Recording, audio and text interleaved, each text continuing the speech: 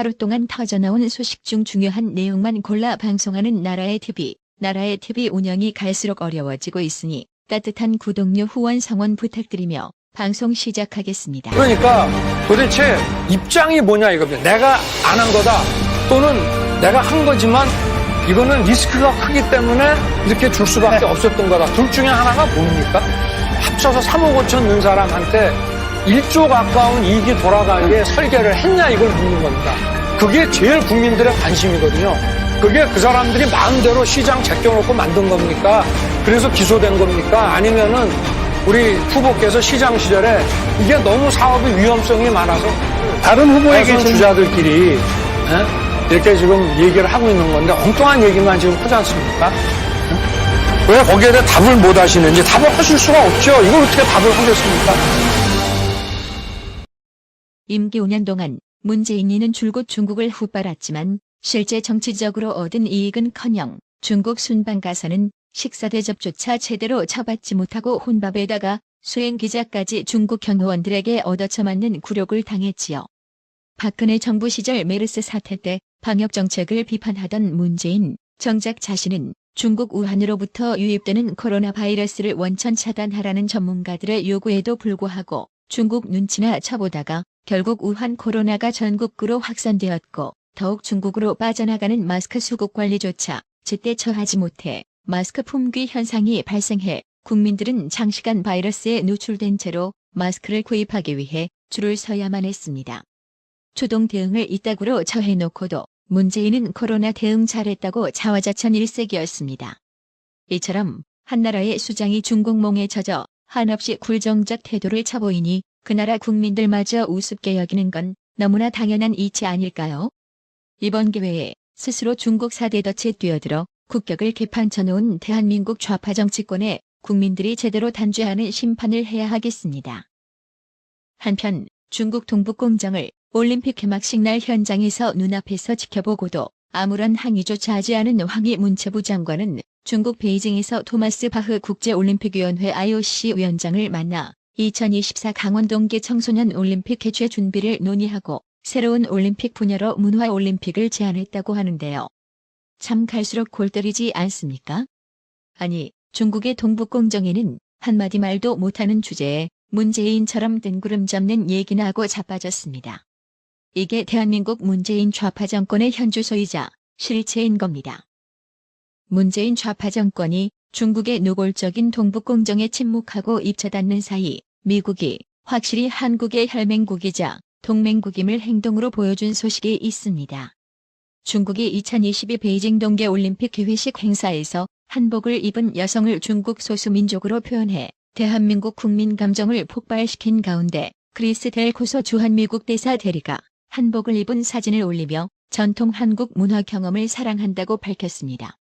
8일 델 코소 대사 대리는 트위터에 한복 입은 사진을 올리며 대한민국 상징인 태극기 하면 무엇이 떠오르시나요? 라며 김치, K-팝, K-드라마, 한복은 말할 것도 없죠라는 글을 올렸습니다. 그러면서 한복의 원조는 한국이란 내용의 해시태그를 덧붙였습니다.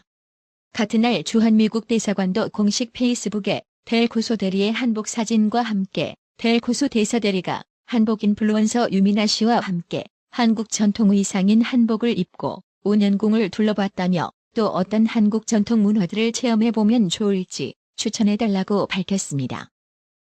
해당 소식에 네티즌 무려 11,000여 명 이상이 좋아요를 클릭했는데요. 네티즌들은 친미, 반중, 멸공, 한국인 대통령과 장관보다 미국인 대사가 훨씬 낫고 호감이네요라고 환호했습니다. 또 다른 네티즌들은 이런 게 우방이라는 거야 친중 사대주의자들아라며 진정한 우방의 모습을 행동으로 보여주시는 멋진 분입니다. 기분 좋아지는 소식도 고맙고 미국 대사 대리 분께도 감사의 인사를 전하고 싶다는 소감을 남기기도 했습니다. 그렇습니다. 지킬 의지가 없다면 저 빼앗기는 겁니다. 이건 문화뿐만이 아니라 국가안보에도 해당되는 사항이죠. 베이징 올림픽에서 중국의 노골적인 동북공정과 더불어 쇼트트랙 편파 판정까지 더해져 반중 정서가 급확산되자 친중 노선을 걸어온 더불어민주당은 또 하나의 선거 악재가 되지 않을까 긴장하는 분위기라고 하는데요. 국민의힘은 민주당 우려대로 역공에 나섰습니다. 이양수 국민의힘 수석대변인은 논평을 통해 무슨 수를 쓰든 무조건 메달을 따고 보자는 저열한 행태라며 올림픽 정신을 무시한 수준을 넘어 중국이란 나라의 국격을 의심케 한 파렴치한 행태라고 중국을 맹비난했습니다. 이양수 국민의힘 수석대변인은 정부 여당으로 화살을 돌려 지난 5년 중국에 기대고 구해온 친중 정책의 대가가 무엇인지 성찰하기 바란다. 전통적 우방과는 불협화음을 감수하면서 유독 친중으로 편향했던 결과가 바로 이런 상황인 것이라며 대한민국 국민은 중국으로부터 이런 부당한 대접을 받을 이유가 없다. 개막식 때 벌어진 노골적 문화 공정에 이어 편파 판정까지 중국의 부당한 처사에 침묵하지 말고 당당하고 의연하게 할 말을 해야 할 때가 바로 지금이라며 문재인 좌파 정권의 강력 대응을 촉구했습니다. 이재명이의 아내 김혜경 씨가 경기도 법인카드로 고깃값 등을 결제했다는 의혹이 증폭되고 있습니다. 갑작스럽게 법인카드가 대선판 이슈가 되면서 2017년 12월 문재인 정권 출범 7개월 만에 2,500원 김밥 법인카드로 KBS 이사에서 쫓겨난 강규형 전 KBS 이사가 다시 화제가 되어 있습니다. 당시 야당 추천으로 선임됐던 강규형 전 이사는 친정권 노조가 법인카드 부당 사용 의혹을 제기하면서 결국 자리에서 물러났습니다. 당시 감사원은 감사를 통해 강규형 전 이사가 2년 동안 법인카드 327만 원을 부당 사용했다고 지적했습니다. 거기에는 김밥집에서 2,500원을 결제한 것까지 포함됐습니다. 이랬던 좌파들이 김혜경 법인카드 사용에는 내로남불하는 꼬락서니를 보세요. 이젠 좌파가 사람으로도 보이지 않을 정도입니다. 2월 7일에서 8일 주간 조선과 통화한 강규형 전 이사는 이재명 아내 법인카드 논란에 대해 내로남불을 넘어 죄악 수준이라며 언론 노조와 민노총은 왜 가만히 있나? 그러니 그들이 썩었다는 것이라고 작심 비판했습니다. 강규형 전 이사는 KBS 이사 자리에서 물러난 후 문재인을 상대로 해임 처분 취소 소송을 냈고 결국 대법원까지 가서 승소했습니다. 이재명이 성남시장 재선 선거 당시 대장동 개발 자금 3억 원가량이 쓰였다는 의혹을 김은혜 국민의힘 의원이 8일 국회 예산결산특별위원회 종합정책 질의에서 제기했습니다. 이날 김은혜 의원은 2014년 5월 이후 대장동 분양대행업체 대표 이모 씨가 남욱 변호사에게 빌려준 22억 5천만 원 중 12억 원을 화천대유 대주주 김만배가 전달받았고 이 대여금 중 일부를 유동규 전 성남도시개발공사 기획본부장에게 주고 유동규가 3억여 원을 이재명 성남시장 선거자금으로 썼다는 사실을 지난해 초 인지했다는 남욱의 검찰 진술을 확보했다고 주장했습니다. 김은혜 의원은 또 김만배가 성남 1공단 공원화를 반대하는 시행사가 성남시를 상대로 소송을 제기했다고 하는데 내가 힘을 써서 대법원에서 파기되게 했다고 말한 제보를 확보했다고도 했습니다.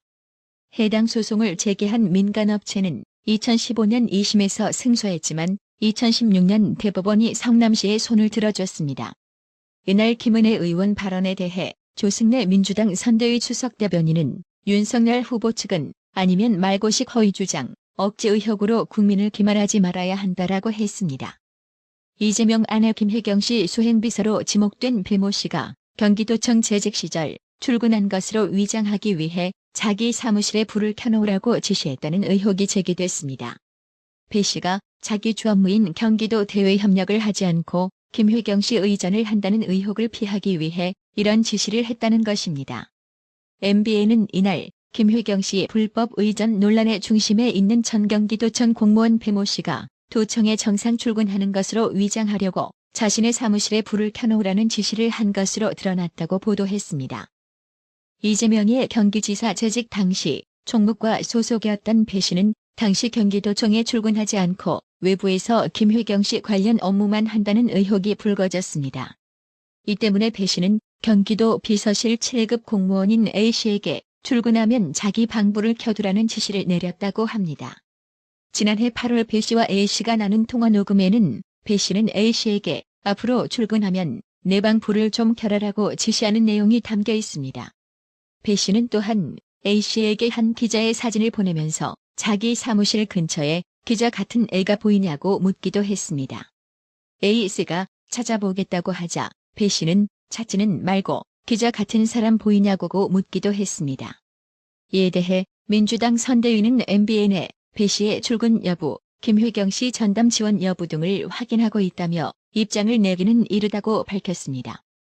더불어 골마 터져버린 당대표 송영길이도 김회경 쉴드 치다가 지쳤는지 지금 제정신은 아닌 모양입니다.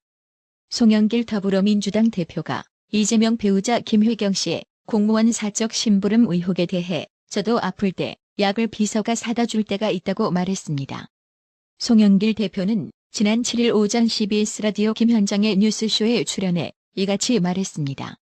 하지만 이 말에 진행자가 다른 사람 이름으로 처방받는 거와 전혀 다른 얘기라고 되묻자 송영길 대표는 이 문제는 제가 잘 모르니까 저한테 묻지 말라고 대답을 회피했습니다. 이처럼 송영길 대표, 우상호 총괄 선대위원장 등 선대위 핵심 인사들과 의원들이 국민에게 공감이 전혀 안 되는 황당한 궤변 등으로 김회경 감싸기에 나서면서 도리어 민심의 반발을 키우고 있으며 그 결과 여론조사 결과도 점점 이재명에게 불리하게 돌아가고 있다는 위기감에서 김회경 파동 후 더불어민주당과 선대위가 거의 패닉 상태에 빠져든 게 아니냐는 우려의 목소리가 민주당 내에서 공개적으로 나오기 시작했다고 하는데요. 민주당 강병원 최고위원은 8일 KBS 라디오 최경영의 최강시사와의 인터뷰에서 김회경 파동에 대해 참 저희 당으로서 대선이 한 달도 남지 않은 상황에서 이 문제가 불거지고 있어서 굉장히 곤혹스러운 게 사실이라며 저는 이런 사안일수록 좀 더 냉정하고 차분하게 그리고 국민의 눈높이에서 바라볼 필요가 있다고 생각한다며 말했습니다. 그러면서 지금 선대위와 주변에서 무슨 언론 보도가 하나 있을 때마다 조금 국민의 눈높이나 시각에서 맞지 않게끔 어설픈 해명을 해서 오히려 사태를 더 키우는 측면이 있는 것 같다. 그건 옳지 않은 것 같다면서 좀 더 정리하고 차분하게 해서 한꺼번에 한번 후보나 배우자께서 이런 부분에 대해서 국민들께 진지하게 말씀드리고 사정을 말씀드리고 사과하는 게 필요치 않느냐라며 추가 사과 필요성을 지적했습니다. 이어 더 이상 이 부분에 대해서 이렇게 국민들 눈높이에 맞지 않는 엉뚱한 해명들이 안 나왔으면 좋겠다는 생각이 든다며 하여튼 죄송하다고 말씀드리는 거 말고는 당분간은 좀 그런 불필요한 대응은 자제했으면 좋겠다며 함구를 촉구했습니다. 조 CEO 님, 어려운 형편의 나라의 TV 운영을 위해 여러 번씩 구독료 후원해 주셔서 정말 감사합니다. 나라의 TV는 구독료 후원으로만 운영 유지되고 있으니 구독자님들의 따뜻한 정성이 필요합니다. 항상 뉴스 전달 방식에 노력하는 나라의 TV가 되겠습니다. 구독 그리고 알람 설정, 뉴스 영상 내용이 좋았다면 좋아요를 클릭해주세요.